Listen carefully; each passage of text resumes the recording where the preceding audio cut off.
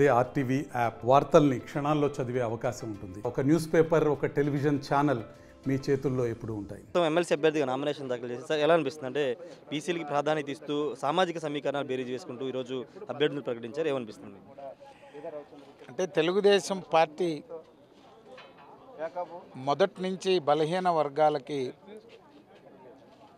ప్రాధాన్యత ఇవ్వడం, ఎప్పుడు ఏ ఎన్నికలు జరిగినా కూడా బలహీన వర్గాలని ఆదరించినటువంటి పరిస్థితులు. ఈనాడు శాసన మండలి ఎన్నికల్లో 3 స్థానాలు తెలుగుదేశం పార్టీ 100% 2 బీసీలకి 1 ఎస్సీలకి కేటాయించడం వ్యక్తిగతంగా మమ్మల్ని ఎంపిక చేశారనేటువంటిది కాదు. ముగ్గురిని కూడా బీసీ ఎస్సీ సామాజిక వర్గాల నుంచి ఎంపిక చేసి చంద్రబాబు నాయుడు గారు, అదేవిధంగా మా యువనేత నారా లోకేష్ గారు వారిపై ఉన్నటువంటి నమ్మకం, ఆ వర్గాలకి తెలుగుదేశం పార్టీలో ఉన్నటువంటి ప్రాధాన్యతని మా ఎంపికే ఓ నిదర్శనం. దానికి చాలా సంతోషం. అంటే 2019 ఎన్నికల తర్వాత నెల్లూరు మొత్తం ఖాళీ అయినా మీరు పార్టీని మారలేదు, పార్టీ అక్కడ ఫైట్ చేశారు, అదంతా చూసి ఇచ్చారని ఎలా?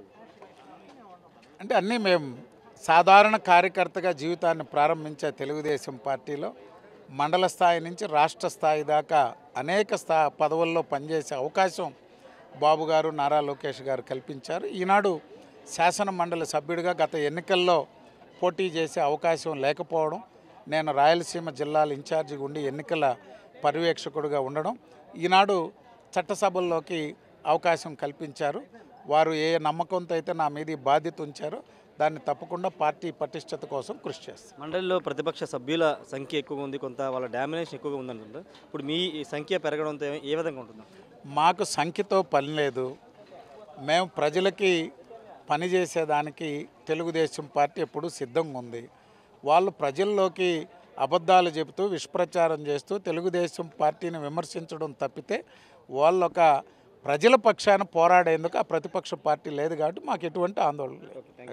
ఖచ్చితంగా కౌన్సిల్లో సంఖ్యాబలం కాదు, సంఖ్యాబలం లేకపోయినా ప్రజల తరపున పోరాడతామని చెప్తున్నారు. ప్రతిపక్షం చేసే తప్పుల్ని ప్రశ్నిస్తామని బేదా రవిచంద్ర అయితే చెప్తున్నారు. కెమెరా పర్సన్ విజయ్తో రాజేష్ ఆర్టీవీ అసెంబ్లీ నుండి.